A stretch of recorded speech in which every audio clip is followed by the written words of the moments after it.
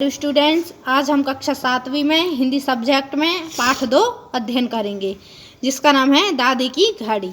घर भर में सबसे छोटा होकर दीपू बड़ी मुसीबत में पड़ गया था। जो एक घर था, उसमें जो दीपू था वह एक बड़ी मुसीबत में पड़ गया था। यूं उसके दोस्त तो ईर्ष्या ही करते कि पूरे घर में वह सबका लाडला है, पर उसे इस बात की जरा भी खुशी नहीं थी कि दिन भर तो उसे सबकी डांट डपट ही सुननी पड़ती थी, हर तरह की बेकार ढोनी पड़ती थी। इसकी आवाज़ में मम्मी या डैडी थोड़ा सा दुलार दे देती तो कौन सी बड़ी बात थी। दादी और भैया तो उसे बिना पैसे का नौकर समझ दिन भर नचाते रहते थे, और जो मम्मी थी और दादी थी थोड़ा सा उसे दुलार दे देती थी, और दीदी और भैया उसे बिना पैसे का नौकर समझते रहते थे और उससे काम करवाते रहते थे। बहुत हुआ तो कभी एक आध टॉफी या रंगीन चाक पकड़ा दी और छुट्टी। ऐसे मौके पर वह सोचता, काश वह भी इन लोगों की तरह बड़ा होता तो घर में उसका भी कुछ रौब होता। और वह सोचता था, अगर मैं इन लोगों की जैसे अगर बड़ा होता तो मेरी भी कोई रौब होती, इज्जत होती। भैया या दीदी बड़े क्या बन गए, अपने आगे किसी को कुछ गिनते ही नहीं। मान लिया कि बड़ी बड़ी क्लासों में पढ़ते हैं, पर इसका मतलब यह तो नहीं कि बाकी लोग निरे बुद्धू हैं। वाकई कम से कम दीपू के बारे में तो उनका यही ख्याल था।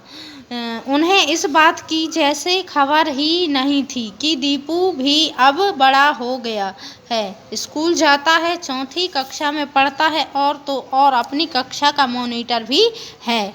उनके लिए तो वह नन्हा मुन्ना दीपू था कि जब चाहा प्यार कर लिया और जब चाहा डांट भगा दिया। अन्याय की हद तो यह थी कि मम्मी पापा तक उन्हें कुछ नहीं कहते थे, और जब दीदी और भैया दीपू को डांटते थे तो उनके मम्मी पापा भी उन्हें कुछ नहीं बोलते थे। छोटी वाली दोनों मेजें उन दोनों ने घेर रखी थी, अलमारी पर भी उनका ही दखल था। दीपू बेचारे के हिस्से में आई थी एक खूंटी, जिस पर वह अपना बस्ता टांगता। पढ़ने के लिए मेज तो दूर, डेस्क तक नहीं था। पापा कई बार उसका मन रखने के लिए अपनी मेज जगह कर देते थे। पापा के पास बैठने पर आधी जान तो वैसे ही सूख जाती थी, पढ़ाई क्या खाक होती। दीपू बेचारा मम्मी के ट्रक पर ही गुजारा कर लेता। दीदी भैया जब पढ़ते होते तो घर में कोई ऊंची आवाज़ में बोलने तक नहीं देता था, लेकिन दीपू के पढ़ते वक्त वे रेडियो के सुर में सुर मिलाकर घर सिर पर उठा लेते थे। दीपू के दोस्त दिन भर आते जाते रहते, कोई उन्हें बैठने तक को नहीं कहता। दीदी और भैया के पास कोई आता तो उसे बाकायदा नाश्ते करनी पड़ती, और जो उसके दोस्त आते थे दीपू के तो कोई उसे बैठने तक को नहीं बोलता था, और जो दीदी और भैया के आते थे तो उसको बाकायदा चाय नाश्ता के लिए सब बोलते थे।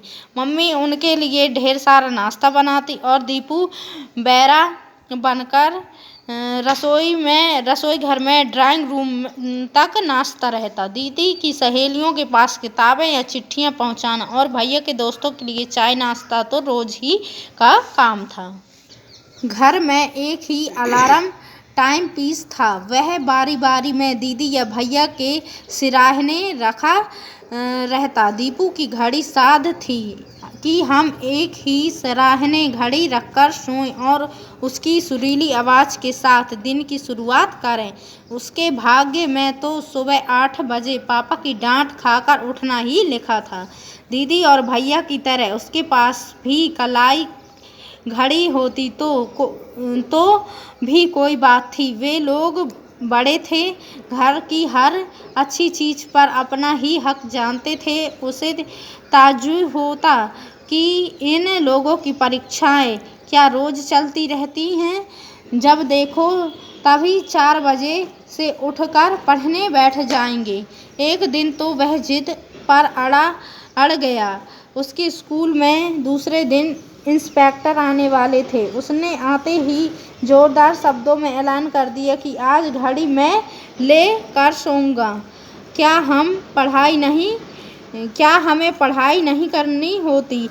जब देखो तब इन्हीं की शान चलती है। दीदी कहने लगी, कितने बजे उठना है? मैं जगा दूंगी।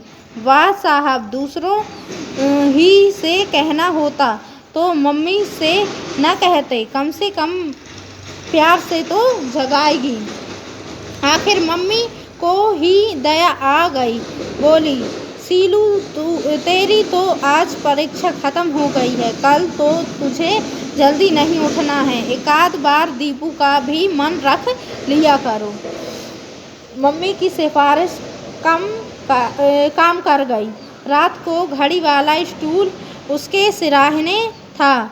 उसे तो खुद चाबी भरने की इच्छा थी, पर दीदी का चेहरा देखकर चुप रह गया। घड़ी मिल रही थी, यही बहुत था। रात भर उसे अलार्म के सपने आते रहे। उसने अपनी सारी किताबें तकिए के नीचे रख ली थी। टेबल लैंप लगाने की भी सोच रहा था, पर डर के मारे चुप रहना पड़ा। वह 5 का अलार्म लगवाकर सोया था, पर सुबह उठा तो धूप रोज की तरह कमरे में फैल चुकी थी। सिराहने देखा, घड़ी स्टूल समेत गायब थी। समझ गया, दीदी ने उसके सो जाने के बाद यह कारस्तानी की होगी।